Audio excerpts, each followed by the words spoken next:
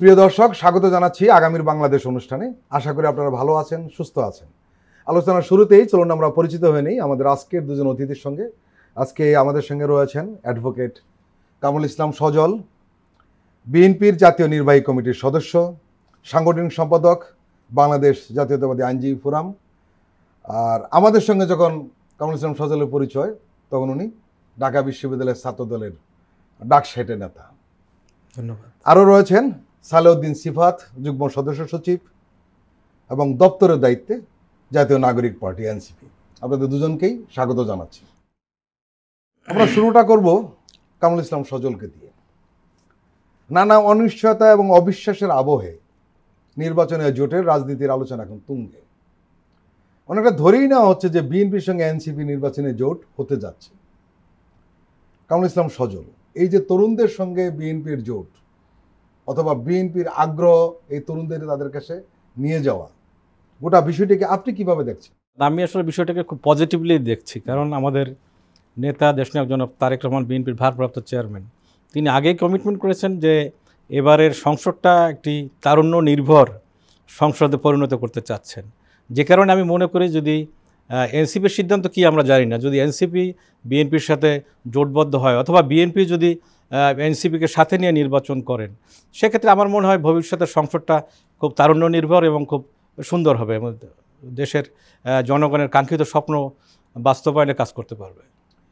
অনেক রাজনৈতিক বিশ্লেষক বলছেন যে আপনাদের এই আগ্রহের একটা কারণ হলো এই তরুণরা যদি আপনাদের সাথে দুটো লাভ। একটি হলো এরা এই জুলাই গণঅভ্যুত্থানের নেতৃত্বে ছিল, অনেক তরুণ রয়েছে যাদেরকে আমরা পোস্টার বয় বলি, এটা একটা পজিটিভ ইম্প্যাক্ট পড়বে আপনার দলে।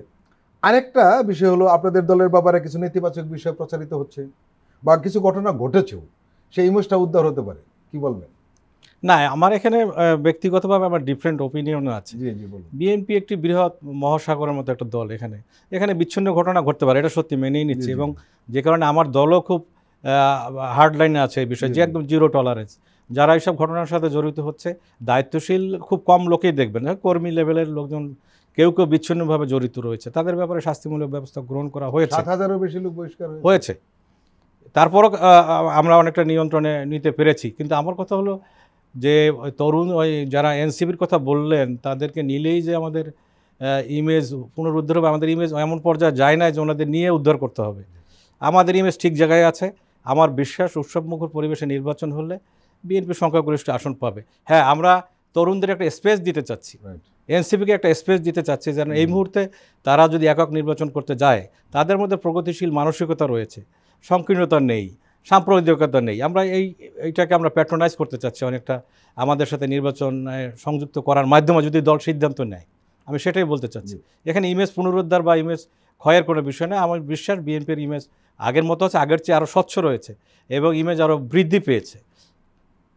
কামরুল ইসলাম সজল, আপনারা জামাতের বিরুদ্ধে কঠোর অবস্থান নিয়েছেন, নিতেই পারেন যেহেতু তারা আপনাদের প্রতিদ্বন্দ্বী। কিন্তু একসময় অতীতে জামাতের সঙ্গে একাধিক নির্বাচনে আপনারা জোটবদ্ধ ছিলেন, একসাথে সরকার চালিয়েছেন। হঠাৎ করে এই পরিবর্তনটা কেন হলো? অনেক রাজনৈতিক বিশ্লেষক বলছেন যে জামাতের অতীত কোট অ্যান্ড কোট ছায়া বিএনপির ভাবমূর্তিকে ক্ষতিগ্রস্ত করেছে। এই অবস্থান বদলে কি বিএনপি সেই ভাবমূর্তিটা পুনরুদ্ধারের চেষ্টা করছে? জামাত এমন একটি দল, এই দলকে আওয়ামী লীগও নিয়েছে, আবার বিএনপিও নিয়েছে। আমরা বলবো বিএনপির প্রয়োজনে বা আওয়ামী লীগের প্রয়োজনে যে জামাতকে নিয়েছে সেটা না, জামাত জামাতের প্রয়োজনে কারো না কারো ঘরে সওয়ার হয়। এখন যেমন কিছুদিন আগেও দেখলাম যে এনসিপি এর পক্ষে অনেক ভালো ভালো কথা বলতেন, এখন তারা পিতা পুত্রের সম্পর্কে চলে গিয়েছেন। তো আমার যেটা বলেছেন যে জামাতকে নিয়ে বিএনপির লায়াবিলিটি না অ্যাসেট, আমি ব্যক্তিগতভাবে মনে করি বিএনপির সাথে যখন ছিল কিছুটা হলো বিএনপির ভাবমূর্তি নষ্ট হয়েছে জামাতের কারণে। জামাত পরিকল্পিতভাবে বিএনপির ভাবমূর্তি নষ্ট করেছে, বিএনপির কারণে না, জামাত করেছে পরিকল্পিতভাবে বিএনপির ভাবমূর্তি নষ্ট করার জন্য তারা বিভিন্ন কার্যক্রম করেছে। এবার আপনি বলতে চাচ্ছেন যে ওই সময় জামাত আসলে প্রকৃতপক্ষে লাভবান হয়েছে, বিএনপি তাদেরকে নিয়ে কিছুটা ক্ষতিগ্রস্ত হয়েছে, আমি এটা মনে করি।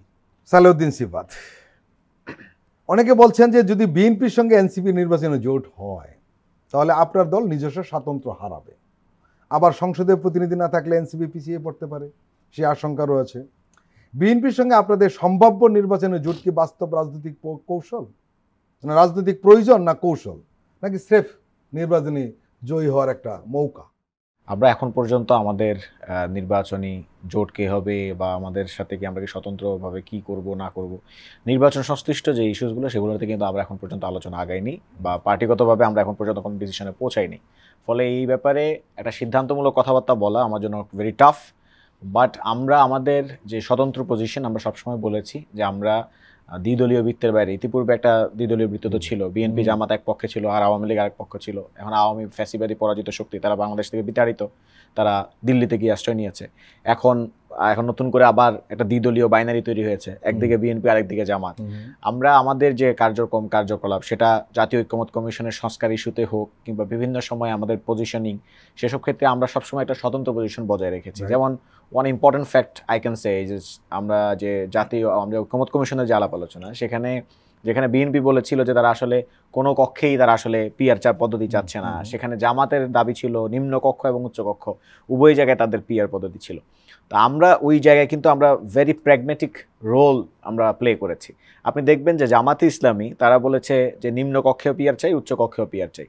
তো আমরা শুধুমাত্র চেয়েছি উচ্চকক্ষে পিআর। কেন? কারণটা হচ্ছে আমরা মনে করি যে উচ্চকক্ষে পিআর হলে সংসদের মাত্র 2/3 মেজরিটির বলে কেউ চাইলে এই সংবিধানটাকে পরিবর্তন করতে পারবে না নিজের দলের খেয়াল খুশি মতো, নিজের দলের মন মতো।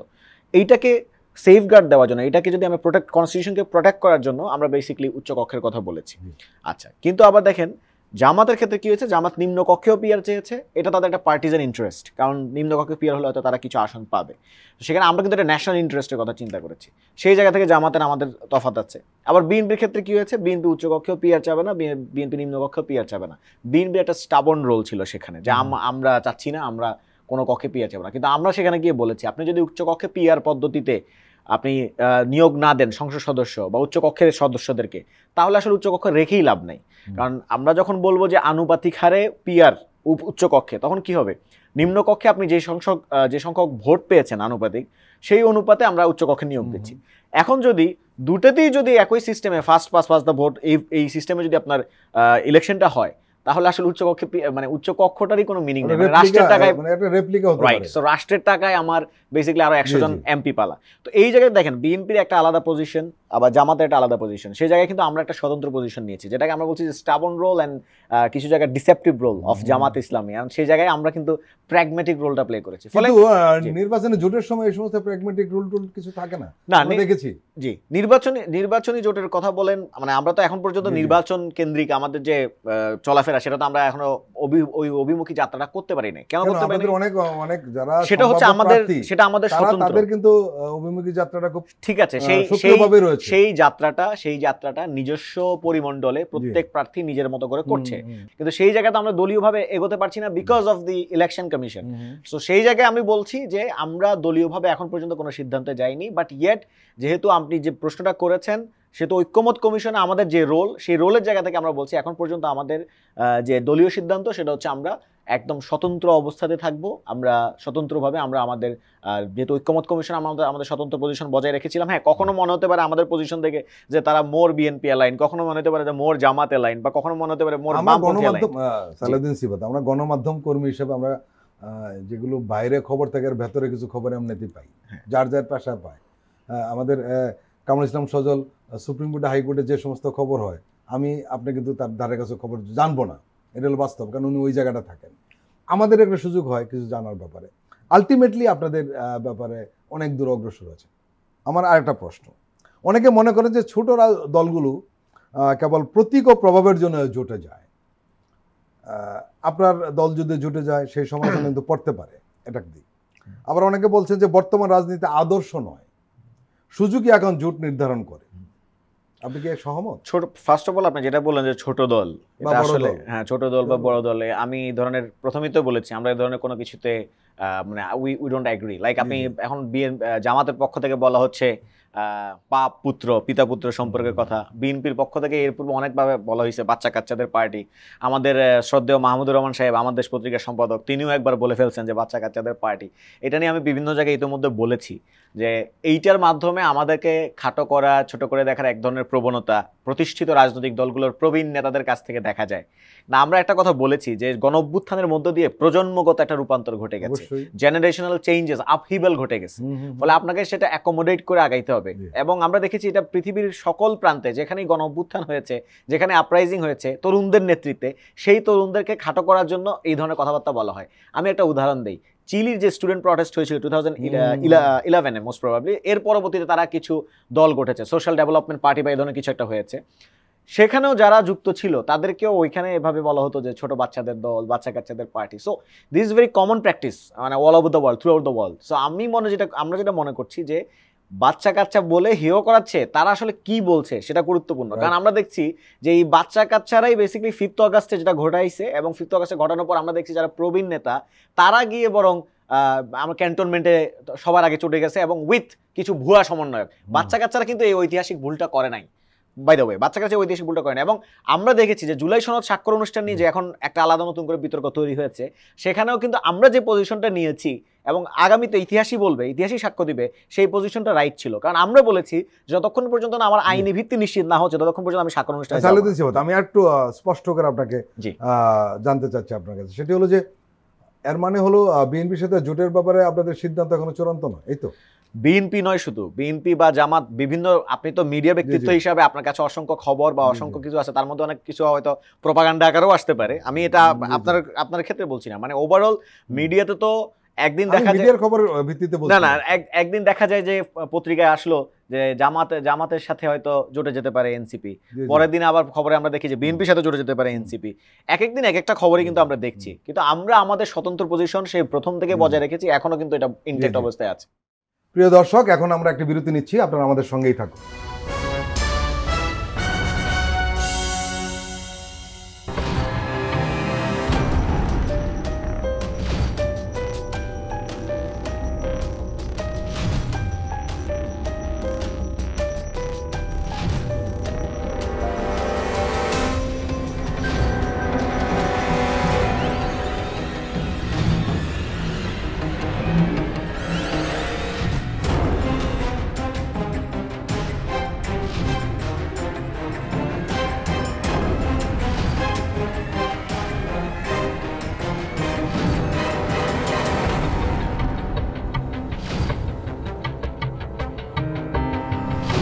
কেমন আছে অর্থনীতি দেখবেন প্রতি সোম ও মঙ্গলবার রাত 10:20।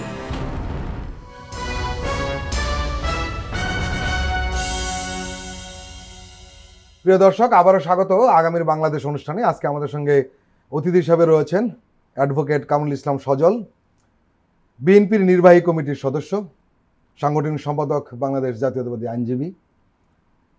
আরও রয়েছেন যুগ্ম সদস্য সচিব, দপ্তরের দায়িত্ব, জাতীয় নাগরিক পার্টির নেতা সালেউদ্দিন সিফাত। রাজনৈতিক বিশ্লেষকরা বলছেন যে বিএনপি নির্বাচন নিয়ে বহুমুখী চাপে আছে।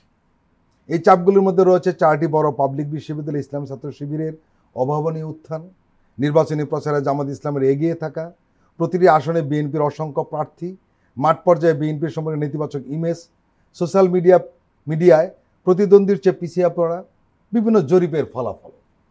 এগুলো রাজনৈতিক বিশ্লেষকরা নানান সময় আলোচনা করছে, কলাম লিখছে, ইত্যাদি ইত্যাদি।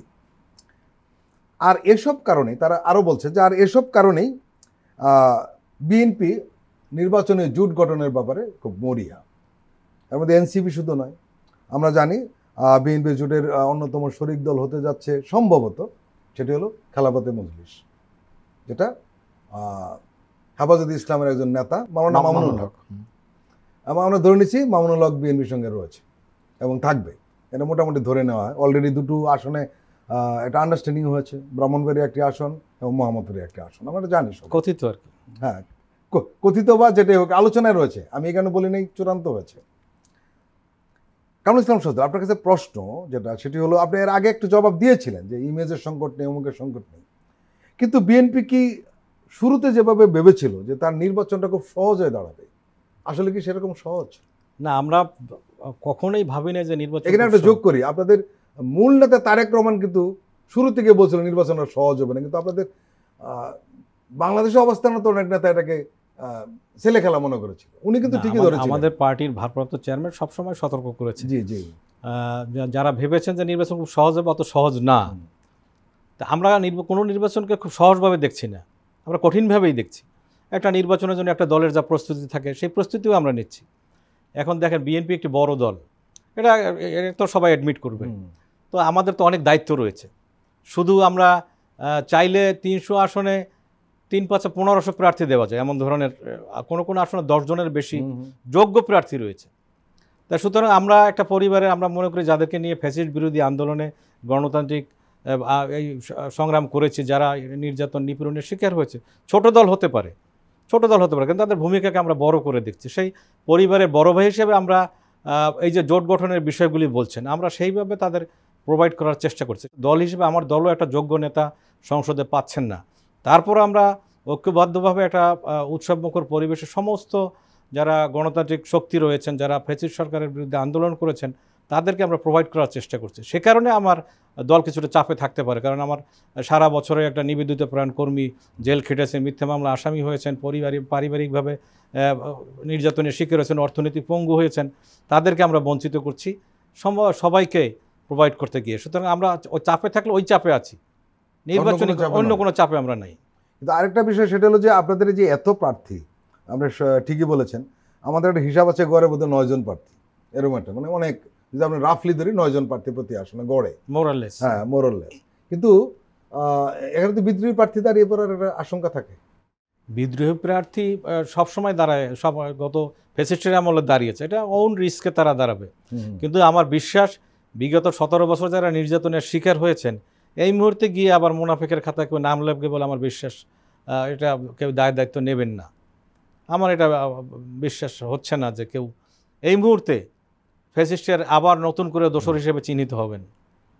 আমরা দলের সিদ্ধান্ত যা হবে আমার মনে হয় সবাই সেটা মেনে নেবেন। সালাউদ্দিন সিফাত, বিএনপি ও এনসিপি দুই দলই সাম্প্রতিক সময়ে জামাতের বিরুদ্ধে কঠোর অবস্থান নিয়েছে। বিএনপি আগে থেকে এটি করছে, আর বিএনপি জামাতের বিরুদ্ধে কঠোর অবস্থান নেবে, এটাই স্বাভাবিক। কারণ হলো ভোটের মাঠে বিএনপির প্রধান প্রতিদ্বন্দ্বী এখন জামাত, কাজে জামাতের বিরুদ্ধে উনি অবস্থান নেবেন, এটা স্বাভাবিক। কিন্তু আপনারা কেন জামাতের বিরুদ্ধে হঠাৎ করে যুদ্ধংদেহী হয়ে উঠলেন? এটি কি বিএনপির ঘনিষ্ঠ হওয়ার কৌশল নাকি অন্য কিছু? না, এভাবে দেখাটা আসলে ওই মানে বাচ্চা কাচ্চা যে ফ্রেমিংটা আছে না, ওই ফ্রেমিংটার মধ্যে থেকেই কোয়েশ্চেনটা করা আর কি। মানে আমি আসলে কোয়েশ্চেনটাকে এভাবে অ্যাড্রেস করতে চাচ্ছি না। ফার্স্ট অফ অল দেখেন, আমরা যে জামাতের, আমি বললাম তো ঐক্যমত কমিশনে আমাদের যে রোল, ঐক্যমত কমিশনে আমাদের রোলটাও যদি কেউ ভালোভাবে দেখে, অ্যাড্রেস করে, তাহলে মানে দেখবে যে এখানে বিএনপি এবং জামাতের বাইরে আমাদের একটা স্বতন্ত্র রোল ছিল। আমি সেটা বলছি, যেমন না আমি সাম্প্রতিককালে কিছু সাম্প্রতিককালে আপনাদের পক্ষ থেকে শুধু নয়, প্রবলেমটা হচ্ছে না জামাতের পক্ষ থেকে নতুন করে বক্তব্য আসতে পারে, আমাদের এতে কোনো আলাদা কিছু নাই। কিন্তু কথা হচ্ছে আপনি যে প্রশ্নটা করেছেন এটা একটা প্রিমাইজ আছে, তো প্রিমাইজ হচ্ছে যে সাম্প্রতিককালে এটা হচ্ছে। কিন্তু আমি আপনাকে দেখাতে চাচ্ছি যেটা আসলে সাম্প্রতিককালের ইস্যু না, রাদার অনেকদিন ধরে কনস্ট্রাক্টেড হয়ে আসছে। আমি একটা কথা বলি, সেটা রাজনৈতিক মতভেদ থাকবে, এটাই স্বাভাবিক। হ্যাঁ, আপনার একটা ভিন্নমত পোষণ করা, এটাই স্বাভাবিক। না হলে তো সব দল একই হয়ে যেত। হ্যাঁ অবশ্যই।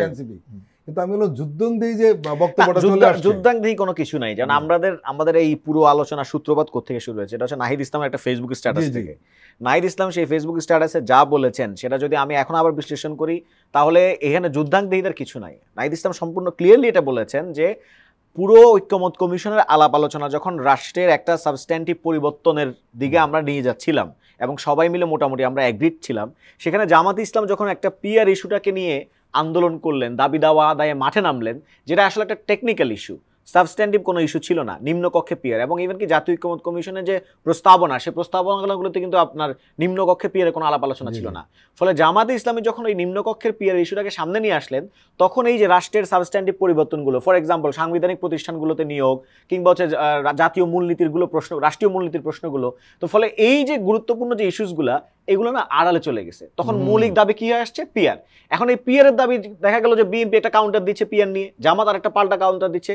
ফলে আমাদের যে মূল লক্ষ্য রাষ্ট্র কাঠামোর পরিবর্তন, সেটাই কিন্তু আমাদের জনপরিষদ থেকে হারিয়ে গেছে। তো ফলে এটার জন্য নাহিদ ইসলাম জামায়াতে ইসলামকে দোষারোপ করেছেন। তার প্রেক্ষিতে জামায়াতে ইসলামের যিনি সেক্রেটারি আছেন, তিনি পিতা পুত্রের একটা অঙ্ক আমাদের সামনে হাজির করেছেন। তো সেটার জবাবে আমাদের দলের অনেক নেতাকর্মী অনেকভাবে বলেছে, আমি নিজেও বলেছি যে আসলে আমাদের যদি কোনো বাপের কথা বলা হয়, গণ অভ্যুত্থান হচ্ছে আমাদের বাপ, এবং শুধু গণঅভ্যুত্থান আমাদের বাপ না, বাংলাদেশের সকল রাজনৈতিক দলগুলোর বাপই আসলে গণঅভ্যুত্থান। ওয়াই? বিকজ গণঅভ্যুত্থানের পূর্বে বাংলাদেশের সকল রাজনৈতিক দলগুলো একটা ফ্যাসিবাদী বাস্তবতায় বসবাস করেছে, এবং তখন তাদের আসলে যে রোল, তাদের যে অ্যাক্টিভিটি, এটা তো বেসিক্যালি অনেকটা মানে সাবহিউম্যান একটা অবস্থার মধ্যে দিয়ে তারা গেছে। কিন্তু গণঅভ্যুত্থানের পরে দেখা গেছে সকল রাজনৈতিক দল এখন নতুন করে নিজেদের যত পটেনশিয়ালিটি এটা নিয়ে হাজির হতে পারছে জনপরিসরে, মানুষের কাছে যেতে পারছে। এই জায়গা থেকে মনে করি যে গণঅভ্যুত্থান থেকে আমাদের লেজিটিমেসি আসছে, গণঅভ্যুত্থান থেকে আমাদের উৎস আসছে। ফলে ওই যে পিতা পুত্রের লজিক, এটা আমি প্রথমেই খণ্ডন করেছি, ওইটার সাথে ওই যে বাচ্চা কাচ্চা দুটোই কিন্তু সেম টাইপ অফ আর্গুমেন্টস।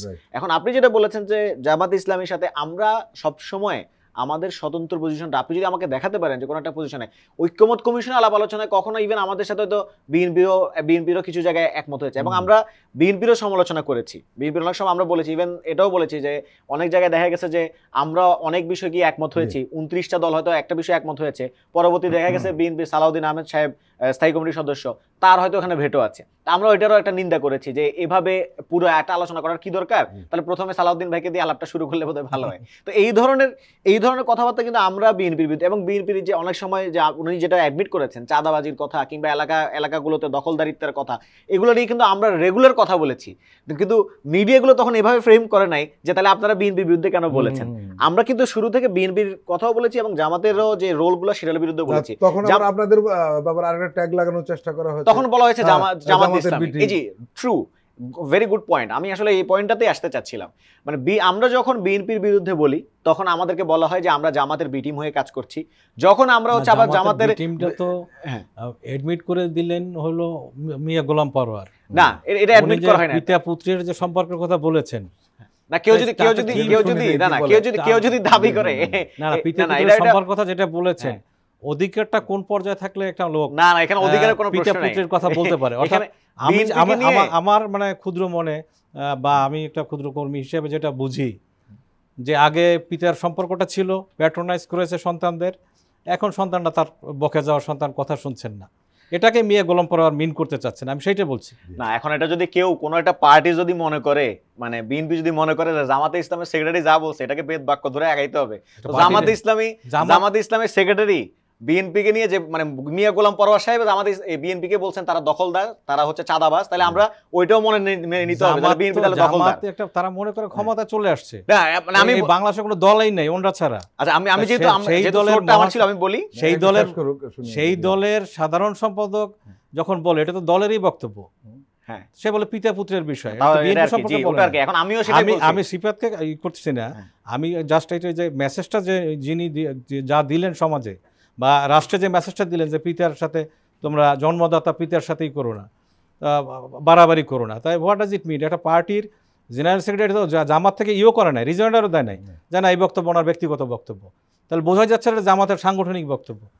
সেখানে নিশ্চয়ই ওই বিগত আন্দোলনে পিতা পুত্রের কোনো সম্পর্ক ছিল, হয়তোবা সিফাতরা ভালো বলতে পারবে। আমার কাছে যেটা মনে হয়েছে একজন রাজনৈতিক ক্ষুদ্র কর্মী হিসেবে আমার উত্তর হচ্ছে সিম্পল, আমার উত্তর হচ্ছে যদি আপনি জামাতের মিয়া গোলাম পরোয়ারের কথাটাকে আপনি বেদ বাক্য মনে করে আগান, তাহলে মিয়া গোলাম পরোয়ার পরবর্তী লাইনে যে বিএনপিকে দখলদার চাঁদাবাজ বলছে সেটাকে আপনাকে অ্যাডমিট করতে হবে। না না সেটাও তো জামাত ইসলামের সেটাও তো দলীয় বক্তব্য, সাংগঠনিক বক্তব্য। হ্যাঁ আমরা 57 লোক বয়স না পার্সিয়ালি এটাকে আপনাকে ফুললি এগ্রি করতে হবে। তখন আমি আমার জায়গা না, তাহলে আমি কেন আপনার কথা আমি ফুললি এগ্রি করব? মিয়া গোলাম পরোয়ার কথা আমি কেন ফুললি এগ্রি করব? আমি তো পার্সিয়ালি এডমিট, ইস্যুটা হচ্ছে সিম্পল, বিচ্ছিন্ন ঘটনা ঘটেছে, ইস্যুটা হচ্ছে এগ্রি করতে বলছেন না, আমি ইস্যুটা সজল মানে না আমি ফরিদ ভাই সেটা উনি একটা অবজারভেশন দিয়ে, হ্যাঁ ওটা ইস্যুটা হচ্ছে সিম্পল। কারো কথায় মানে মিয়া গোলাম পরোয়ার হোক কিংবা বিএনপি থেকে অন্য কারো কথায় তারা যা বলবে সেটাকে তো বেদ বাক্য, তারা তাদের মতো করে একটা অভিযোগ করছে, তাদের শিষ্টাচার নিয়ে কথা বলতে হবে। আমি শেষ করি। তারপর ধরেন সরার তুষার আমি শেষ লিখেছেন যে আমরা বিএনপির বিরুদ্ধে অনেক সমালোচনা করেছি, বিএনপি আমাদের রাজনৈতিক শিষ্টাচারে রেখে আমাদের সমালোচনা করেছেন, কিন্তু ওই তথাকথিত পিতা মিয়া গোলাম পরোয়ার বা জামাত সংগঠনকেই বলেছে যে ওনারা শিষ্টাচার বহির্ভূত। না এটা তো অবশ্যই শিষ্টাচার বহির্ভূত, এবং সেটা আমরা বিএনপির কাছ থেকে দেখি, বিএনপির কাছ থেকে দেখি না যে এরকম না, বিএনপিও কখনো বিএনপিও বাচ্চা কাচ্চা এগুলো বলে, মানে এটা কোন নতুন কোনো কিছু না, এটা বাংলাদেশের মোটামুটি প্রতিষ্ঠিত রাজনৈতিক দলগুলো সবাই এভাবেই ট্রিট করছে আমাদেরকে, এটা জামাত একা করে নাই। আর জামাতের বিরুদ্ধে যেটা বলা হচ্ছে যে তার মানে কি আসলে এই ধরনের কোনো তাদের ভূমিকা ছিল কিনা, দেখেন অভ্যুত্থানের পরে বাংলাদেশের রাজনীতি কোন দিকে যাবে, কে সরকারে আসবে, কে রাষ্ট্র পরিচালনার দায়িত্ব আসবে, এটা নিয়ে তারেক রহমান সাহেবের সাথেও বৈঠক হয়েছে জুম মিটিংয়ে। এটা পরবর্তীতে বিএনপির নেতাকর্মীরাই এটা পাবলিশ করেছে, আমরা কিন্তু এটা পাবলিশ করি না, বিএনপির নেতাকর্মীরাই এটা পাবলিশ করছে। জামাত ইসলামের সাথেও বৈঠক হয়েছে। ফলে আমরা যারা তরুণরা আছি, আমরা যখন আমরা চিন্তা করছি যে আমাদের এল্ডার যারা এখানে আছে তাদেরকে নিয়ে আমরা রাষ্ট্র পরিচালনা আমরা কিভাবে আগাইতে পারি, তাদেরকে নিয়ে কিন্তু বৈঠকগুলো হয়েছে। ফলে অভ্যুত্থানের পরে আসলে কারো এটা বলার সুযোগ নাই এখন যে হচ্ছে এরা হচ্ছে নিজেদের মতো করে করেছে বা এরা নিজেদের মতো করে সিদ্ধান্ত নিয়েছে। এবং এই যে নতুন করে পিতা পুত্রের কথাবার্তা আসছে, এটা জামাতে ইসলামী যে তারা বলেছে, তারা যদি ইভেন দলীয়ভাবেও বলে, তারা তাদের এটা শিষ্টাচার বহির্ভূত, এবং বিএনপিও মাঝে মাঝে আমাদেরকে বাচ্চা কাচ্চা বলে। কিন্তু আপনি যদি কোনো নির্দিষ্ট দলের কথাকে এগ্রি করেন, তাহলে you have to agree fully, কারণ সে আপনাকেও তখন দখলদার বলছে, সে আপনাকেও চাঁদাবাজ বলছে, সেটা আপনাকে এগ্রি করতে হবে। আপনি একমত আমরা হতে পারছি না। রাজনীতির বিষয়টা হলো তার সুবিধা যতটুকু ততটুকু এগ্রি করে। আমি কেন এগ্রি করব?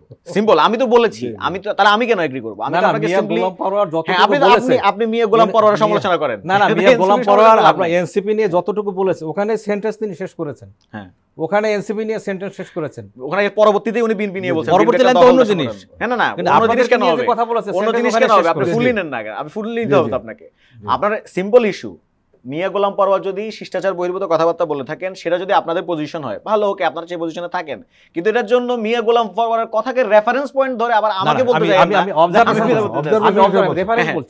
আমিও আমার অবজারভেশন বলছি যে মিয়া গোলাম পরোয়ার বিএনপি কে চাঁদাবাজ এবং দখলদার বলছেন, এবং আওয়ামী লীগের সুরে কথা বলছেন, এটাও বলছেন। সো এটাও আমার একটা অবজারভেশন। না, আমার কথা হলো জামাত থেকে এটাও বলা হচ্ছে যে জামাত যে আওয়ামী লীগের জন্য, ফ্যাসিস্টের জন্য কত শুভাকাঙ্ক্ষী, জামাত ক্ষমতায় আসলে তারা টের পাবে, এই কথা বলেছে গত কয়েকদিন আগে বলেছে তো। এবং ফ্যাসিস্টের তারা এক সংসদ সদস্য বলেছে নাকি মনোনীত প্রার্থী শুভাকাঙ্ক্ষী। প্রিয় দর্শক, আমরা আবার একটি বিরতি নিচ্ছি, আপনারা আমাদের সঙ্গেই থাকুন।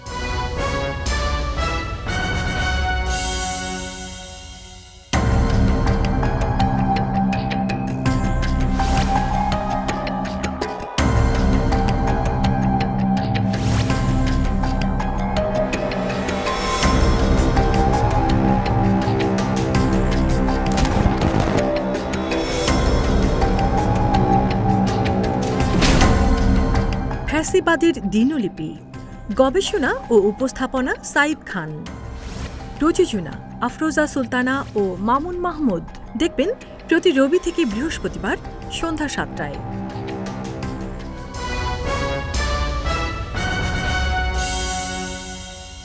প্রিয় দর্শক, আবারও স্বাগত আগামীর বাংলাদেশ অনুষ্ঠানে। আজকে আমাদের সঙ্গে অতিথি হিসেবে রয়েছেন অ্যাডভোকেট কামরুল ইসলাম সজল, সদস্য নির্বাহী কমিটি বিএনপি, সাংগঠনিক সম্পাদক বাংলাদেশ জাতীয়তাবাদী আইনজীবী ফোরাম। আরও রয়েছেন যুগ্ম সদস্য সচিব, দপ্তরের দায়িত্বে যিনি, সালেউদ্দিন সিফাত, জাতীয় নাগরিক পার্টির নেতা। রাজনৈতিক বিশ্লেষকরা বলছেন যে ফেব্রুয়ারির যে নির্বাচনটা কেমন হবে তা নির্ভর করছে রাজনৈতিক দলগুলোর উপর। কেউ কেউ আরেকটু আগ বাড়িয়ে বলছেন যেহেতু বিএনপি সবচেয়ে বড় দল, তার দায়িত্ব সবচেয়ে বেশি, সে যদি না চায় তাহলে সুষ্ঠু নির্বাচন সম্ভব নয়, বিএনপি চাইলেই সম্ভব। রাজনৈতিক দলগুলো বা আপনারা সেই দায়িত্বটি কি পালন করবেন শেষ পর্যন্ত? দেখেন, বিগত 17 বছর আমরা কিন্তু গণতন্ত্রের জন্যই লড়াই করেছি। একটি নিরপেক্ষ নির্বাচন হবে, জনগণ তার ভোট দেবে, জনগণ তার কাঙ্ক্ষিত নেতৃত্ব নির্বাচন করবে, সেটার জন্যই আন্দোলন করেছি, সেটার জন্যই সংগ্রাম করেছি, সেটার জন্য আমাদের হাজার হাজার কর্মী গুম হয়েছে, আহত হয়েছে, তারপরে জেলে খেটেছেন, অনেকের বিরুদ্ধে 300, 400, 500, 700 মামলা হয়েছে, অনেক নির্যাতন হয়েছে। এটা শুধু গণতন্ত্রের জন্য, নির্বাচনের জন্য। আমরা ফ্রম দ্য বিগিনিং যখন অন্তর্বর্তীকালীন সরকার দায়িত্ব নিয়েছে তখন থেকে আমরা বলছি নির্বাচনের তারিখ ঘোষণা করেন, নির্বাচন দিয়ে একটি স্থিতিশীল পরিবেশের দেশ আসুক। তা আমাদের বড় দল ঠিকই আছে এবং আমাদের দায়িত্বও বেশি। আমরা খুব কশাসলি আমাদের পার্টির ভারপ্রাপ্ত চেয়ারম্যান এবং পার্টির সিনিয়র নেতৃত্ব দায়িত্ব পালন করছেন যাতে সুষ্ঠু সুন্দর একটা নির্বাচন, উৎসবমুখর পরিবেশ নির্বাচন হয়। সেই নির্বাচনে যাতে জনগণ ভোট দিয়ে তাদের কাঙ্ক্ষিত নেতৃত্ব নির্ধারণ করতে পারেন। আমার মনে হয় দায়িত্বে কোনো ঘাটতি রয়েছে বলে আমার মনে হয় না। কিন্তু মানুষের সন্দেহ কিন্তু যাচ্ছে না, কি কারণে যাচ্ছে এখন মানুষের মনের সন্দেহ আমি সেটা বলি। বিএনপি এবং জামাতের মধ্যে যেভাবে সহিংসতা ছড়িয়ে পড়ছে, আমরা প্রতিদিন নানান ধরনের ঘটনা খবর পাচ্ছি। অনেকে আশঙ্কা করছেন এই ঘটনা আরও বাড়বে, সংখ্যাটা আরও বাড়বে। পরস্পরের বিরুদ্ধে উগ্র স্লোগান দেওয়া হচ্ছে, একজন আরেকজনের বিরুদ্ধে দিচ্ছে, এককভাবে না। মানুষ আসলে সত্যি কথা বলতে কি আসলে অনেকটা আতঙ্কিত হয়ে গেছে, আপনারা স্বীকার করুন বা না করুন। তাহলে সুষ্ঠু নির্বাচনটা কীভাবে হবে? অনেক দিন বাকি রয়েছে, এর মধ্যে শুরু হয়ে গেলে আরো দিন তো বাকি রয়েছে।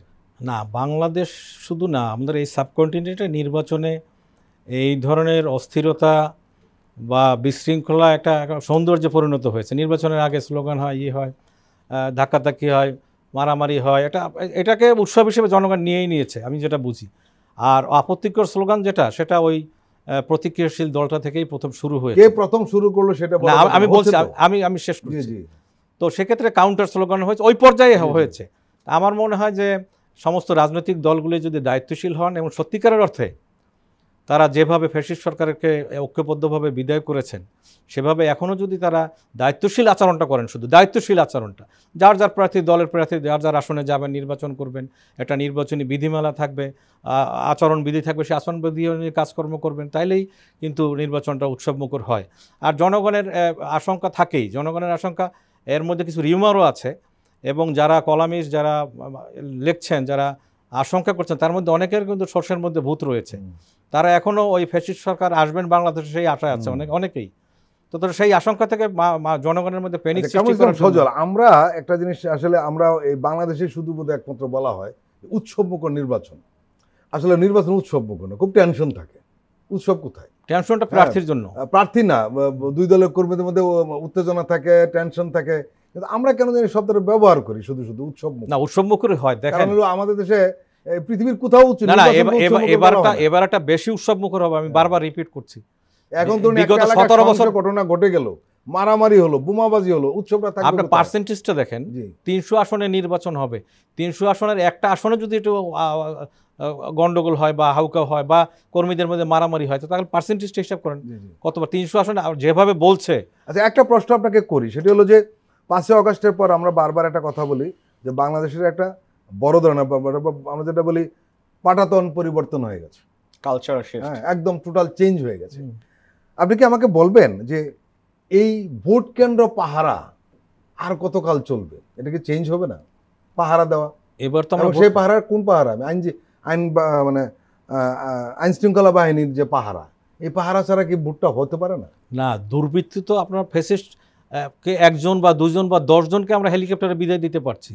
সমাজে তো ওই পাহারা থাকুক, ভোট কেন্দ্র দখলের যে প্রতিরোধ করার যে পাহারা। আমি শুনলাম যে জামাত ইসলাম প্রত্যেক কেন্দ্রের জন্য একটা প্রতিরোধ কমিটি গঠন করেছে। এটা ওনার দলের রাজনৈতিক কৌশল। প্রতিরোধ কমিটি হোক আর পরিবেশ রক্ষা কমিটি হোক, সেটা ওনাদের ব্যক্তিগত দলীয় বিষয়। আইন শৃঙ্খলা রক্ষাকারী বাহিনী থাকবেন, প্রত্যেক দলের প্রতিনিধি থাকবেন, সেখানে প্রতিরোধ কমিটি করার তো দরকার নাই। এখানে সবাই ঐক্যবদ্ধভাবে যদি, যাতে ভোট রিগিং কেউ না করতে পারে, বিগত দিনের মতো ভোট কেন্দ্রকে দখল করতে না পারে, সেভাবে ঐক্যমত থাকলে আর তো কিছু লাগে না। সেটাই কিন্তু আপনাকে প্রশ্ন করেছিলাম যে রাজনৈতিক দলগুলো চাইলেই দায়িত্বশীল আচরণ করলে হয়, চাইলে না। আমরা তো অবশ্যই চাচ্ছি, আমরা তো বললামই যে বিগত 17 বছর এই সংগ্রামই করেছি গণতন্ত্রের জন্য, সুষ্ঠু নির্বাচনের জন্য। সুতরাং আমাদের তো শেষ সেকেন্ড পর্যন্ত আমাদের দায়িত্ব পালন করতে হবে। রাইট। সালাউদ্দিন সিফাত, রাজনৈতিক বিশ্লেষকরা বলছেন যে বিএনপি জামাতে লড়াই যেভাবে সহিংসতায় মোড় নিচ্ছে, তাতে ফ্যাসিস্ট ও তার দোসররা সাহসী হয়ে উঠছে। এর লক্ষণে কিছু আমরা দেখতে পাচ্ছি। ঝটিকা মিছিলের সংখ্যা বাড়ছে। আমরা সবাই জানি তারা নির্বাচনকে বানচাল করতে সর্বশক্তি নিয়োগ করবে, যে কথাটা ইঙ্গিত দিয়েছেন কিছুটা অ্যাডভোকেট সজল নিজেও। আমার প্রশ্ন হলো যে ফ্যাসিস্ট বিরোধী রাজনৈতিক দল ও গোষ্ঠী কেন এই বিষয়টিকে সিরিয়াসলি নিচ্ছে না? কোন বিষয়টিকে? এই যে নিজেদের মধ্যে বিরোধের কারণে দোসরদের একটা সুযোগ হয়।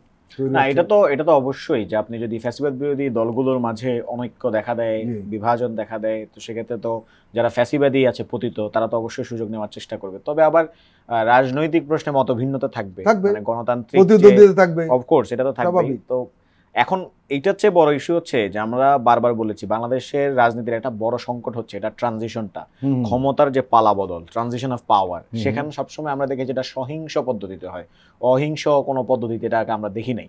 সো এটা একটা বড় টেনশনের জায়গা যে আগামীতে যে নির্বাচন হতে যাচ্ছে এবং এর মধ্যে যে ক্ষমতার পরিবর্তন, পালা বদলটা হতে যাচ্ছে, সেখানে আমরা কতটুকু অহিংস করতে পারবো। এবং সেই লক্ষ্যে রাজনৈতিক দলগুলো, বিশেষত প্রতিষ্ঠিত রাজনৈতিক দল দুটি যেহেতু এখন বর্তমানে আছে, বিএনপি এবং জামাতে ইসলামী, তাদের তরফ থেকে কোন ধরনের ধরনের মেজার গ্রহণ করা হচ্ছে। এবং নির্বাচন কমিশনের এখানে একটা রোল আছে গুরুত্বপূর্ণ। নির্বাচন কমিশনকে যদি পক্ষপাতদুষ্ট আচরণ, এখন আমরা দেখতে পাচ্ছি কিছু জায়গায় আমাদের প্রতীক বরাদ্দ থেকে শুরু করে ইভেন আমরা কিছুদিন আগে দেখেছি যে রুমিন ফারহানা আপার নেতৃত্বে আমাদের একজন যুগ্ম মুখ্য সমন্বয়কের উপর হামলা করা হয়েছে, এবং তারা দেখলাম পুরো নির্বাচন কমিশনের সিইসি সাহেব সহ ইসি সাহেবরা মোটামুটি গালে হাত দিয়ে বসা ছিলেন। তো সেটা কতটুকু অগ্রগতি হয়েছে বিচার কার্য আমরা কিছু জানি না।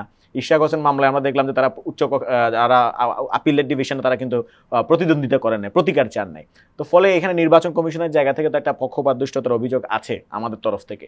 এবং পাশাপাশি প্রশাসনের কথা যদি আমি বলি, ধরেন কিছুদিন আগে মাহমুদুর রহমান মান্না ভাইয়ের একটা ইন্টারভিউ দেখলাম, উনি খুব আশ্চর্য সহকারে বললেন যে উনার কোনো এক কর্মীর উপর বিএনপির একজন নেতা হামলা করেছে, তিনি এটার জন্য পুলিশের কাছে গিয়েছেন মামলা করতে, পুলিশ মামলা নিতে অপরাগতা স্বীকার করেছে। তো ফলে পুলিশের মাঝে কিংবা জনপ্রশাসনে এগুলোতে আমরা দেখতে পাই যে দলীয়করণের একটা ব্যাপার আছে। এবং কিছু কিছু উপদেষ্টা তাদের কথা এটা বলেছেন যে বিএনপি এসে বলেছে আমাকে এটা দাও, আমাকে এতগুলো ডিসি দাও, জামাত এসে বলেছে আমাদেরকে এতগুলো ডিসি দাও। তো ফলে এই দলেরই আসলে অনেকগুলো ব্যাপার আছে। আবার নির্বাচন সুষ্ঠু করার প্রসঙ্গে বলছি আর কি। আবার আমরা দেখতে পাই যে কিছুদিন আগে জামাতে ইসলামের কিছু মহিলা কর্মী তারা হচ্ছে কোনো একটা বাড়িতে হয়তো তালিম দিতে গিয়েছিল, বা তাদের যে তালিম প্রোগ্রাম আর কি সেখানে গিয়েছিল, সেখানে আমরা দেখলাম বিএনপির একজন কর্মী তিনি খুবই অশ্রাব্য ভাষায় তাদেরকে অ্যাটাক করেছেন, আক্রমণ করেছেন, এবং তাদেরকে ফ্যাসিবাদের দোসর বা এই ধরনের কিছু কথাবার্তাও বলেছেন তাদের দিকে। তো এখন জামাতে ইসলামে যারা এরকম তালিমের নামে হোক বা যে ইচ্ছা করুক, সে ভোট তো চাইতেই পারে, কিন্তু সেটার জন্য আপনি তো কাউকে আপনি তাকে ফ্যাসিবাদের দোসর কিংবা আপনি এখানে কেন আসছেন নারী হেনস্থা তো করতে পারেন না। বিএনপির যারা মোটামুটি শীর্ষস্থানীয় লোকজন তারা টেলিভিশন টকশোতে মবের বিরুদ্ধে, তারপর হচ্ছে আপনার এই যে নারী হেনস্থার বিরুদ্ধে খুব বড় বড় কথা বলেন, কিন্তু তৃণমূলের যে অবস্থা খুবই বাজে। আচ্ছা, এরপর আবার ধরেন আমরা ডাকসু নির্বাচন কেন্দ্রিক এক ধরনের আমরা মহড়া দেখছি। ডাকসু নির্বাচনে কে জিতবে, মানে জামাতে ইসলামের সমর্থিত শিবির প্যানেলগুলো জিতবে নাকি হচ্ছে বিএনপির ছাত্রদল প্যানেল জিতবে, এইটা নিয়ে কিন্তু তাদের মধ্যে এক ধরনের রেষারেষি দেখা গেছে। এবং কি আপনার এই পুরো ঢাকা ইউনিভার্সিটি ক্যাম্পাস জুড়ে শিক্ষার্থীরা অনেক ভীত সন্ত্রস্ত ছিল যে কখন আপনার জামাত ইসলামী আবার ক্যাম্পাসে ঢুকে পড়ে, কখন বিএনপির সমর্থিত লোকজন ক্যাম্পাসে ঢুকে পড়ে। আমরা দেখেছি যে এই মহানগর বিএনপি থেকে এক ধরনের তারা সামনে এসে ক্যাম্পাসের সামনে এসে একটা মহড়া দিছে, জামাত ইসলামের লোকজন একটা মহড়া দিছে। ফলে নির্বাচন সুষ্ঠু হবে কিনা এবং নির্বাচন শান্তিপূর্ণ হবে কিনা এটা কয়েকটা ফ্যাক্টরের উপর নির্ভর করতেছে। এক, নির্বাচন কমিশনের পক্ষপাতদুষ্ট আচরণ যদি না থামে এবং নিরপেক্ষ যদি না হয়। দুই নম্বর হচ্ছে আপনি প্রশাসনের কথা বলছি, প্রশাসনের তরফ থেকে যদি স্ট্রিক্ট গাইডলাইন যদি তারা মেনটেন না করে এবং প্রশাসন যদি নিরপেক্ষ না হয়। এবং আরেকটা যেটা বললাম, জামাত বিএনপি দুইটা দলের তরফ থেকেই যদি তারা নির্বাচনকে অসহিংস করার ব্যাপারে তারা যদি দৃঢ় প্রতিজ্ঞাবদ্ধ না হয়, তাহলে নির্বাচনের অনুষ্ঠানটা আমাদের থেকে হয়তো সুস্থ হবে না। ফলে এই ফ্যাক্টরগুলোর উপর কিন্তু অনেক কিছু নির্ভর করতেছে। আমি সিফাত যেটা বলেছে যে ডাকসু নির্বাচন নিয়ে যা হয়েছে, আপনি তো আমাদের সমসাময়িক 90 ডাকসু দেখেছেন, সমসাময়িক না আমরা একসাথে বন্ধু, আমরা 90 ডাকসু দেখেছেন, 89 ডাকসু দেখেছেন। সেখানে কিন্তু একই ধরনের উৎসব মুখর একটা পরিবেশ ছিল। সেখানেও ঢাকা মহানগরের ছাত্ররা আসতো নির্বাচন দেখার জন্য। কে জিততো, একবার ছাত্র সংগ্রাম পরিষদ জিতেছেন সুলতান মোহাম্মদ মনসুর এবং মোস্তাক ভাই। আমি আপনি দুটো ডাকসুতে, হ্যাঁ দুটো ডাকসু সুযোগ হয়েছে। এই ডাকসু তো ব্যতিক্রম কিন্তু হয় নাই, এই ডাকসু তো উৎসব মুখর পরিবেশ হয়েছে। আলটিমেটলি এমন হতে পারে যে ওই দল হয়তো বা বিএনপির কাছে ধর্ণা দেবে যে আমাদের কিছু সিট দেন, এটা আমার মনে হচ্ছে আর কি। এটা তাদের কৌশলও হতে পারে। আমার একদম দায়িত্ব নিয়ে বলতে পারি যে বিএনপি এটা উৎসব মুখর পরিবেশে এবং একদম ইনক্লুসিভ নির্বাচনের জন্য প্রস্তুত রয়েছে। এবং সেই শব্দের ব্যবহার করলে আবার অন্যরকম একটা বার্তা দেয়। না ইনক্লুসিভ অন্যরকম, ইনক্লুসিভ। হ্যাঁ, জনগণের কথাই বলছি, জনগণের কথা। জনগণই ভোট দেবে। সেখানে ফ্যাসিস্ট সরকারের সহযোগিতা তো থাকার প্রশ্ন এসে, কারণ তাদের বিদায় দিয়ে দিচ্ছে আমরা। তারা 17 বছর দেশকে লুটপাট করে শেষ করে দিচ্ছে, তাদের তো অধিকারই নেই এখন। তা এখন যারা আছেন জনগণ, তারা উৎসব মুখর পরিবেশে ভোট দেবে, সেই ভোটে যে জিতবে সে সরকার গঠন করবে। এবং জামাত যেটা করছে, আমি দলের নাম বলে ফেললাম, যারা যেটা করছে এটা তাদের রাজনৈতিক কৌশল। এই কৌশলে হয়তো অন্য কোনো ইশারা থাকতে পারে বা তাদের অন্য কোনো পলিসি থাকতে পারে। আমি এটাকে খুব যুদ্ধাঙ্গদেহী বলছি না, এটা তাদের নির্বাচনী কৌশল মনে করছি। ডাকসু নিয়ে যেটা বলতে যাচ্ছিলাম সেটা হচ্ছে আপনি 90-এর যে ডাকসুর কথা বলছেন, আমরা তো আসলে ঢাকা ইউনিভার্সিটির হিস্ট্রি বলে দেখা যায় যে অনেক সময় মার্ডারের হিস্ট্রিও শুনছি, মার্ডার হিস্ট্রি, ককটেল বিস্ফোরণ বা এই ধরনের মানে মিছিল, ধাওয়া, পাল্টা ধাওয়া, গুলিবর্ষণ, এই ধরনের কথাবার্তাও শুনেছি। কিন্তু বর্তমান পরিস্থিতি আফটার অভ্যুত্থান উত্তরে এই যে পরিস্থিতি, এখানে আসলে এগুলো আর কোনোভাবে ওয়ার্ক করবে না। মানে পূর্বতন যে স্যাম্পলসগুলো, পূর্বতন যে এক্সাম্পলসগুলো, দ্যাট উইল নট। এটা সব আমি একটু যোগ করেছি আপনার কথা। আমরা দেখলাম যে ছাত্র দলের দুর্বলতা রয়েছে, কিন্তু আমরা বিশেষ করে দুটো লাস্ট যে ইউনিভার্সিটিতে আমি খুব ক্লোজলি দেখার চেষ্টা করেছি, চট্টগ্রাম এবং রাজশাহীতে। সেখানে ছাত্র দলের যে প্রার্থী দিয়েছে যাদেরকে, চমৎকার, খুবই চমৎকার। এবং এত চমৎকার ছেলেরা বা মেয়েরা ছাত্রদলের সাথে সংশ্লিষ্ট আমার নিজেরই বিশ্বাস হতে ছিল না। কেন হচ্ছিল না? কারণ হলো এরা দীর্ঘদিন ধরে ক্যাম্পাসে অনুপস্থিত ছিল, যেতেই পারে নাই। এই যে মানসিক পরিবর্তন কিন্তু হচ্ছে। দেখেন আরেকটা বিষয় আছে, আমি এটা যেহেতু ছাত্রদলের মোটামুটি আমাদের সমসাময়িক কিন্তু আমি যদি বলি, যেটা হচ্ছে এবার যাদেরকে ছাত্রদল থেকে এই মনোনয়ন দেওয়া হয়েছে তারা কিন্তু ওই অর্থে, অর্থাৎ তাদের যে কেন্দ্রীয় যে ছাত্রদলের যে বডিটা তাদের সাথে বা ঢাকা ইউনিভার্সিটির যে বডিটা তাদের সাথে কানেক্টেড না। তারা দেখা গেল যে হয়তো কখনো সভাপতি সেক্রেটারি এই পদে আসতে পারে নাই, কিন্তু স্টিল তারা মানে ছাত্রদের মাঝে এখন এটা যদি বিএনপিও বুঝে ভালো যে ছাত্রদের মাঝে কারা জনপ্রিয় বা ছাত্রদের মতো করে কারা চিন্তা করে, কারা ধরেন শাহবাগী ফ্রেমিং করতে চায় না। আপনি যেটা বলছেন ঠিকই আছে, অনেক পরিবর্তন হচ্ছে। আমার প্রার্থী থেকে কিন্তু অ্যাডভোকেট সজল আমার মনে হচ্ছে যে চিন্তাটা একটু আলাদা হয়ে গেছে। এটা এবার কারেক্ট, ভেরি মাচ কারেক্ট। কারণ হলো ছাত্রদলের একটা কৌশল, বিগত 17 বছর কিন্তু একটা কৌশল ছিল। বিগত 17 বছর একটা সাধারণ নিরীহ সমর্থকও কিন্তু ক্যাম্পাসে যেতে পারে না। আর সেক্ষেত্রে এখন যারা ডাকসুর ভিপিজিএস হচ্ছেন বা রাকসু যারা হয়েছেন তারা কিন্তু ছাত্রলীগের সাথে ছিল অ্যাটাচড। ছাত্রলীগের একজন কর্মী হিসেবে ওভার পারফর্ম করেছে। আমরা বলি যে ধর্মান্তরিত হয়ে যদি কেউ মুসলমান হয়, সারাক্ষণ উজু করে থাকে, সারাক্ষণ নামাজ কালাম পড়ে নিজেকে এক্সপোজ করার জন্য। মাহমুদুর রহমান মান্না কিন্তু আরেক কথা বলেছেন, এটা ব্যাখ্যা দিয়েছিলেন উনি একটা অনুষ্ঠানে। হ্যাঁ, সেটি হলো যে শিবির তাদের কৌশল অনুযায়ী কাজ করেছে। না ঠিক, কৌশলটা কি? আর ক্যাডার ভিত্তিক সংগঠনের কৌশল না, আমি কৌশল বলবো না, মান্না ভাইয়ের সাথে আমি অ্যাড করি অপকৌশল। বিকজ আপনার সংগঠনের নিজস্ব একটা মোটো আছে, নিজস্ব আদর্শ আছে, সেই আদর্শকে বিসর্জন করে তারা জয় বাংলা স্লোগান দিয়ে ছাত্রলীগ করেছে, ছাত্রদের সাথে মিশছে। এবং ছাত্রদের, আমার তো এখন বিশ্বাস হচ্ছে যে ছাত্রলীগের যত সহিংস কার্যক্রম অধিকাংশই এই গুপ্ত সংগঠনের। এত গুপ্ত থাকে তাহলে ছাত্রদের কেউ কেউ বলছেন ছাত্রদলের মধ্যে শিবির রয়েছে, সেটা আমি নট আনলাইকলি, হইতে পারে, সেটাও আমরা স্বীকার করি, সেটাও হইতে পারে। আচ্ছা, কামরুল ইসলাম সজল, আপনার পেশাগত বিষয়ে সংশ্লিষ্ট একটা প্রশ্ন আপনাকে করব। সেটি হলো যে স্বরাষ্ট্র মন্ত্রণালয়ের তথ্য মতে 2024 সালের 10 আগস্ট থেকে চলতি বছরের 30 আগস্ট পর্যন্ত 43,302 জন গ্রেপ্তার হয়েছিলেন। কারা? এরা ছিলেন বিগত স্বৈরাচারী বা ফ্যাসিস্ট সরকারের মন্ত্রী, এমপি, আওয়ামী লীগ ও ছাত্রলীগের কেন্দ্রীয়, জেলা, উপজেলা, থানা, এমনকি ইউনিয়ন পর্যায়ের অপরাধপ্রবণ নেতাকর্মী। একই সঙ্গে 31,272 জন জামিন পেয়েছে। বিষয়টি নিয়ে সরকার উদ্বেগ প্রকাশ করেছে। আপনার দল বিএনপি গত মঙ্গলবার প্রধান উপদেষ্টা প্রফেসর ইউনূসের সঙ্গে দেখা করার সময় এই বিষয়টি নিয়েও কিন্তু উদ্বেগ প্রকাশ করেছে। আপনি একজন আইনজীবী, একদম প্র্যাকটিক্যালি সারাদিন কোর্টে থাকেন, আপনি কি আমাদের জানাবেন কেন এরকম জামিনটা হয়ে যাচ্ছে? আসলে এটা হলো মামলার দুর্বলতা। উপদেষ্টারা যেভাবে ঢালাওভাবে বলেন ওটা গভীরে যেতে চাচ্ছেন না।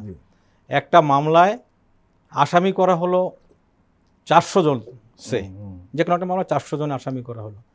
সেই মামলা 400 জনের মধ্যে 3 জন বা 10 জন বা 50 জনের বিরুদ্ধে অভিযোগ করা হলো যে 1 থেকে 50 বা 10 থেকে 50 বা 10 থেকে 60, এভাবে এরা এই ডিসিস্ট বা যিনি ভিকটিম তার গায়ে আঘাত করেছে। বাকিরা সাথে ছিলেন 350। তা বাকি 350 তো কোনো অভিযোগ নাই, তো তাকে কি কোন আইনে আপনি জেলে রাখবেন? সরকারের যে আইনজীবী থাকেন তার ভূমিকা নিয়ে অনেক জায়গায় বিতর্ক তৈরি হয়েছে। এটা খুব কম, আমার মনে হয় না এটা। কারণ সরকারের আইনজীবীর বাইরেও কিন্তু সরকারের আইনজীবী শুধু জামিনে বাধা দেয় না, কিন্তু এটা কিন্তু তার দায়িত্ব না।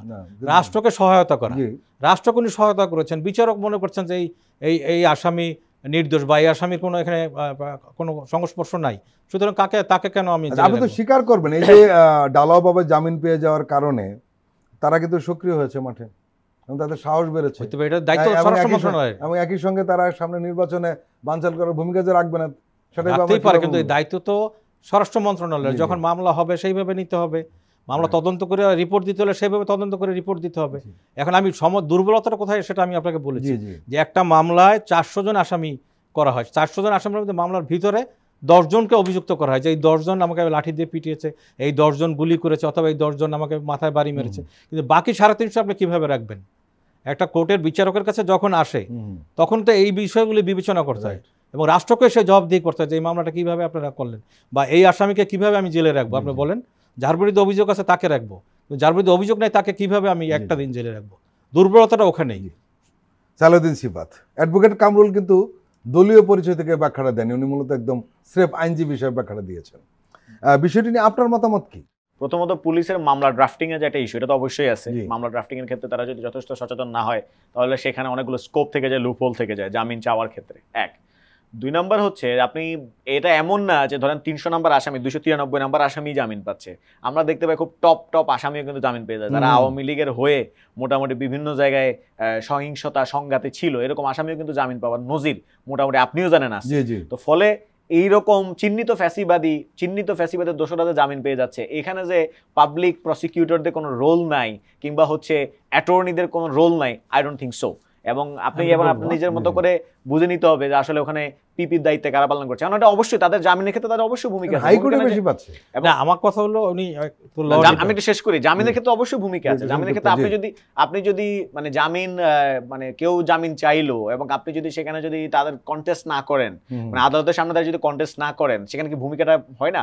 কখনো তো মানে সক্রিয় ভূমিকা পালন করা যায় না, নিষ্ক্রিয় থেকেও তো ভূমিকা পালন করা যায়। সো এই ব্যাপারটাও আছে। না, আমার মনে হয় এটা একটা ভুল তথ্য হচ্ছে। আমি মনে করি যে বাংলাদেশের ইতিহাসে বর্তমান অ্যাটর্নি জেনারেল সবচেয়ে যোগ্য, দক্ষ এবং বিশাল দক্ষ টিম নিয়ে কাজ করছেন। কোনো জায়গায় অনুপস্থিত আছেন এই সরকারি কর্মকর্তা, হাইকোর্ট থেকে বেশি মুক্তি পাচ্ছে না। ওই যে বললাম, ওই যে এখানে আমাদের একটা ভুল আছে। কোনো এজাহারে 1 নম্বর আসামি মানেই যে বড় অপরাধী, সেটা কিন্তু না। ওই এজাহারের মধ্যে দেখা যাবে ভিতরে ঢুকলে যে 1 নম্বর আসামি কোনো ভূমিকাই নাই, কিন্তু নাম্বার আছে 1 নম্বর। অ্যাডভোকেট সজলের সংকট হয়েছে কি, আমি দায়িত্ব নিয়ে বলছি যে আমরা এমন লোককে চিনি, জানি, আপনি জানেন, চিনেন, তার ভূমিকা কি ছিল, এরপর সে জামিন পেয়ে যাচ্ছে। জামিন পেয়ে যাচ্ছে, কাগজে কিছু রাখাল কি করবেন আপনি? কিভাবে আটকায় রাখবেন আপনি? আসামি 1 নম্বর, কিন্তু এজাহারে তার বিরুদ্ধে কোনো একটা শব্দও নাই, তাকে আটকাবেন? আপনি যেটা বলছিলেন, আমি তো তাকে আটকাবেন কিভাবে? আমি দুটো কথা, এবং আমি দায়িত্ব নিয়ে বলছি যে সুপ্রিম কোর্টে যারা রাষ্ট্রের দায়িত্ব পালন করছে, আপনি যেহেতু বলেন উচ্চ আদালত জামিন পাচ্ছে, সবচেয়ে যোগ্য টিম এখন অ্যাটর্নি জেনারেল আসাদুজ্জামানের নেতৃত্বে কাজ করছে প্রত্যেকটা আদালতে। এখন আপনি যে কথাটা বলছেন, আমি দুটো কথা বলেছি, একটা অভিযোগপত্রটা যে জমা দিচ্ছে, সেখানে তো একটা বড় দুর্বলতা। আমি দুটো কথা বলছি, একটা হচ্ছে আপনার যে পুলিশের যে মামলা ড্রাফট করছেন, এবং আরেকটা জিনিস হচ্ছে অনেক ক্ষেত্রে তো আমরা দেখতে পাই যে অনেক জায়গায় রাজনৈতিক দলের নেতা কর্মীরা উদ্যোগী হয়ে মামলা করেন এবং মামলা করতে জানে ভাবে মামলাটা সাজা দিয়েছেন 300 জন 400 জনের নামে। এগুলোর জন্য তো দায়ী রাজনৈতিক দলের নেতা কর্মীরা, এবং বিশেষত আমি তো বিএনপির নাম বলবো, এবং এটা বিভিন্ন পত্র পত্রিকায় উঠে আসছে। এখানে একটা বড় প্রশ্ন কিন্তু আসছে, আপনি বিএনপির দোষ করেন, অসুবিধা নেই, কিন্তু অ্যাডভোকেট সজল যেটা বললেন এটা কিন্তু মারাত্মক। সেটি হলো তারা যে চার্জশিট দিচ্ছেন, সেখানে তো প্রমাণটা থাকতে হবে। আই অ্যাকসেপ্ট, এবং আমি সেটা বলেছি আমার বক্তব্যে, পুলিশের মামলা ড্রাফটিং এর ইস্যু আছে, কিন্তু আমি বলেছি এটা শুধু অ্যাটর্নি জেনারেল ইস্যু না। অ্যাটর্নি জেনারেল তো শুধু অ্যাটর্নি জেনারেল না, এখানে পাবলিক প্রসিকিউটরস আছে। বাংলাদেশ জুড়ে কতগুলো পাবলিক প্রসিকিউটর আছে আপনি জানেন, এবং প্রত্যেকটা জেলায় তো পাবলিক প্রসিকিউটর আছে। এখন আমি নিজে জানি এদের অনেকগুলো ঘটনা আমি নিজে সাক্ষী, যে যেখানে পাবলিক প্রসিকিউটরদের নিষ্ক্রিয়তা, এপিপিদের নিষ্ক্রিয়তাই জামিন পাওয়ার একটা মূল উপলক্ষ হয়েছে। শুধু আপনি হাইকোর্টের কথা বলছেন, হাইকোর্ট না, জজ কোর্ট থেকে জামিন পাওয়ারও ঘটনা আছে। এবং তারা এরকম জুলাই গণহত্যা মামলা ধরেন আপনার খুবই, তাদেরকে আমরা চিনি, ছাত্রলীগের কেন্দ্রীয় নেতা, এরকম আমরা জানি। সো এটা এরকম না যে জাস্ট 293 নাম্বার আসামি জামিন পাচ্ছে। সালেউদ্দিন সিফাত এবং অ্যাডভোকেট কামরুল ইসলাম সজল, আপনারা দুজনেই আমাদের দীর্ঘ সময় দিলেন, আপনাদেরকে আন্তরিক ধন্যবাদ। আপনাদেরকে ধন্যবাদ, যারা দেখছেন এবং দেখবেন সবাইকে ধন্যবাদ। প্রিয় দর্শক, আজকের অনুষ্ঠান আমরা এখানে শেষ করছি। আপনারা ভালো থাকবেন, সুস্থ থাকবেন, আল্লাহ হাফেজ।